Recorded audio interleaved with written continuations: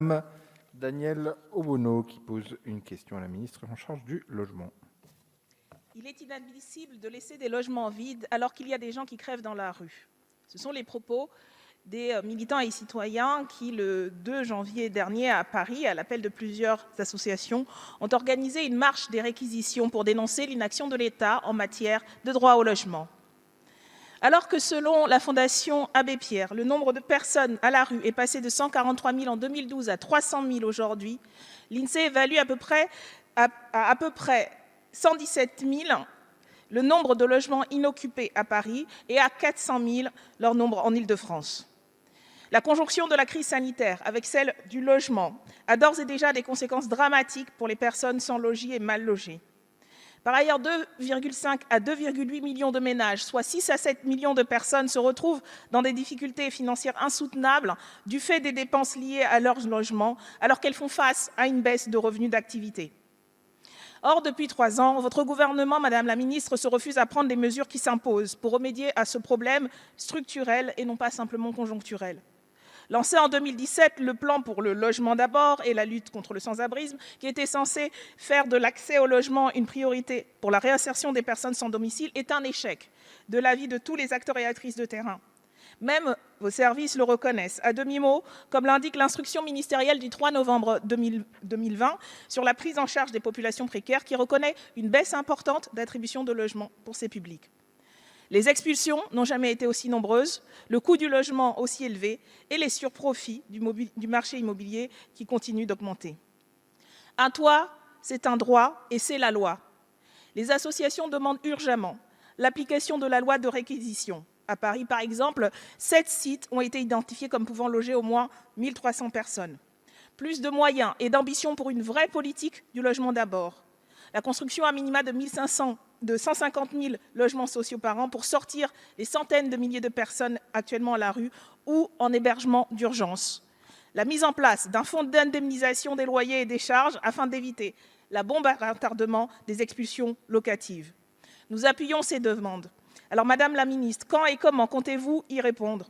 Et surtout, à quel niveau comptez-vous mobiliser les parcs locatifs en Île-de-France et au niveau national pour permettre l'accès au logement des populations les plus précaires et vulnérables? La parole est à Madame Emmanuelle Wargon, ministre en charge du logement.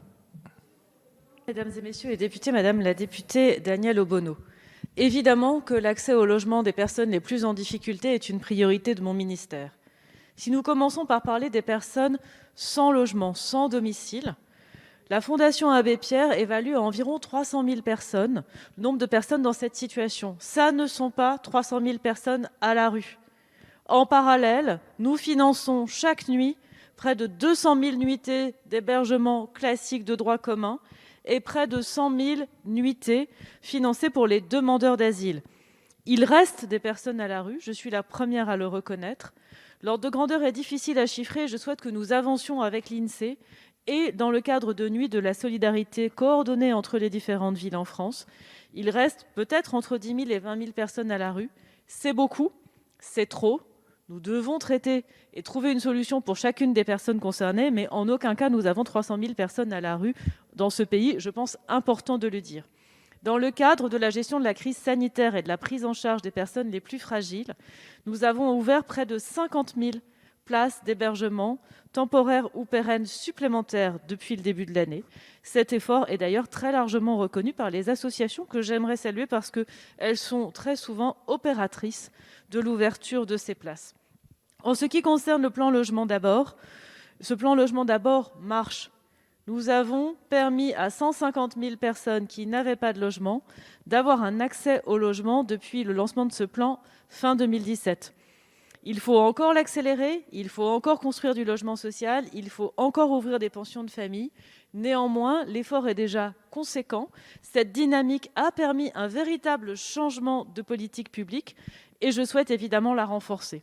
Enfin, nous manquons de logement social. Oui, nous avons agréé 90 000 logements sociaux en France cette année, c'est l'ordre de grandeur, alors que notre objectif était à 110 000, et ça n'est pas satisfaisant.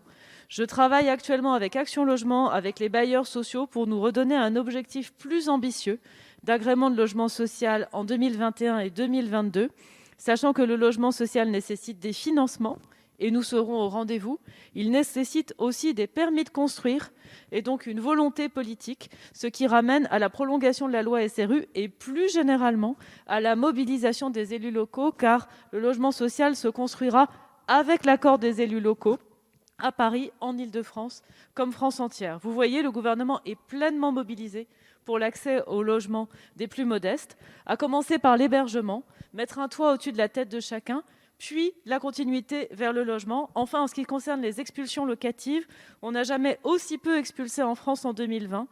On est à moins de 5 000 expulsions locatives en 2020, on était à presque 20 000 en 2019. C'est aussi un effort fait important au moment de la crise sanitaire et des confinements, et je souhaite qu'il n'y ait pas d'expulsion sans solution. Merci beaucoup, Madame la Ministre. Madame Obono, il vous reste quelques secondes si vous souhaitez intervenir. Vous avez la parole.